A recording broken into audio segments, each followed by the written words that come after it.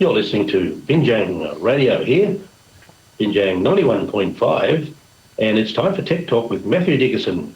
Hello, Matthew. Yeah, good morning, Tony. Thanks for chatting to me again. It's always a great pleasure to do that.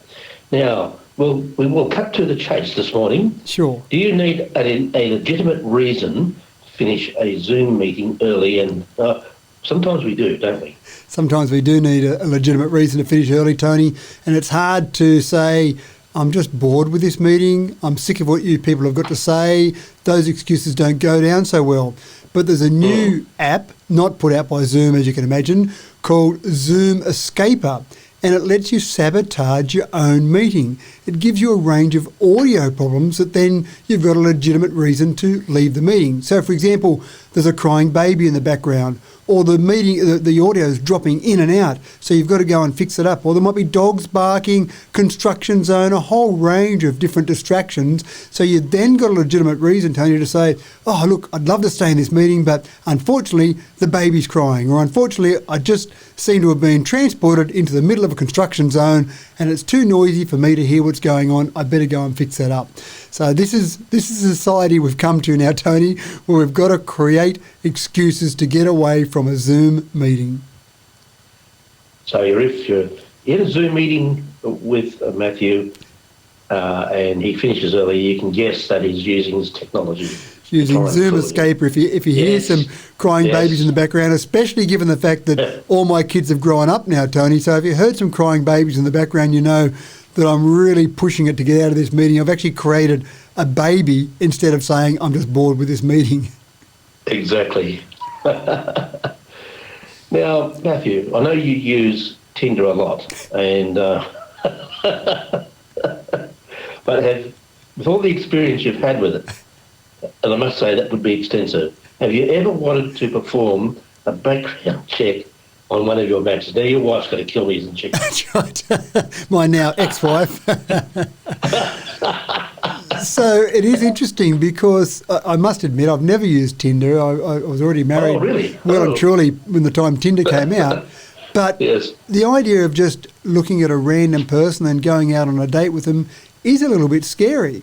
And so they've now introduced or about to introduce the concept where you can perform a full background check on one of your matches. Now, they've teamed up with another company called Garbo that actually, I suppose, scours the publicly available information to find information about people. So their arrests, for example, if they've got any history of violence. So things that might make a difference if I wanted to go out on a date with that person. And it probably is more focused on protecting females. Again, there's less likelihood of female violence against males as there is the other way around. But so for a female that finds a match, she can then do a background check on that male. If there's a bit of a history of violence there, then they can just say, no thanks, move on to the next person. There will be a charge for this, of course, and this is another way for Tinder to continue to increase their profitability overall. But I think most people will be pretty comfortable paying a fee, whether it be a subscription model or whether it be every time you use it, it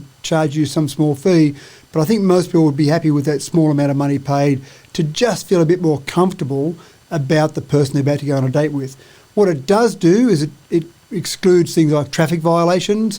I suppose the logic is that's not a big red flag for someone that might have got a speeding fine. And it also won't show drug possession charges.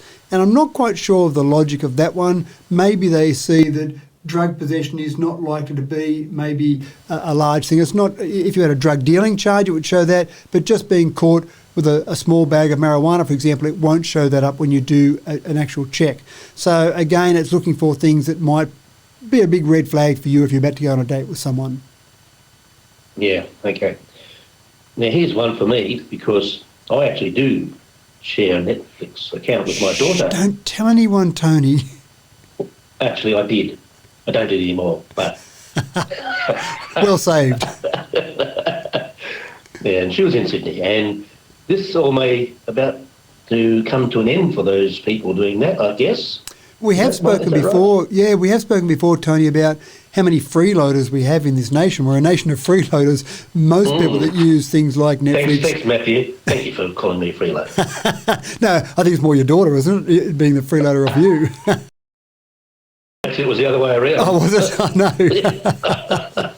So we do know that data's there about how many people are freeloading off their parents' or their children's Netflix accounts. And in the past, Netflix have said it's outside our terms of service. Anyone that's using that same Netflix account should be in the same household as you. Obviously, if they're 400 kilometres away, they're not in the same household. They haven't really cracked down on it in the past, but they're about to start to do that, Tony, where they're actually starting to pop up, and you might see these already starting this week. They're about to start popping up a question on your Netflix account when you go to use it, whether or not you're actually account sharing, whether those people are in the same household as you.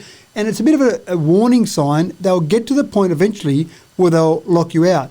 You would think it would be pretty easy for Netflix to work it out because they would know the IP address that you're coming from. They would know the IP address that another user in your account might be coming from. So they could see pretty easily that they're not in the same household. But again, they've turned a blind eye in the past, but that's about to change. I think people get a little bit confused by the different services they've got. They've got 3 different levels of service. I think it's $10.99, $15.99 and $19.99 per month.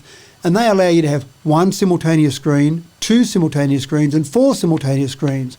So many people take out the $19.99 account and they think they've got 4 simultaneous screens. That's great. I've got myself and 3 kids.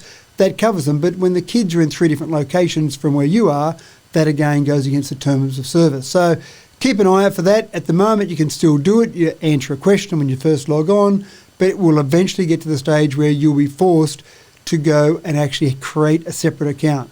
And that's where people will be a little bit caught out, I suppose, and then they'll have to really consider whether or not they want that Netflix account. Many people will probably either decide to keep using that or maybe cut down the number of streaming services they're using. Oh, well, bring it on. I don't care anyway. I don't have enough time to be watching Netflix, to be honest. Oh, that's the problem, isn't it? We need so much time on our hands, Tony. Yes, now, Matthew, scams. Do you reckon they're on the way up or down? They'd have to be on the way up, surely. Yeah, you're spot on, Tony. They are on the way up.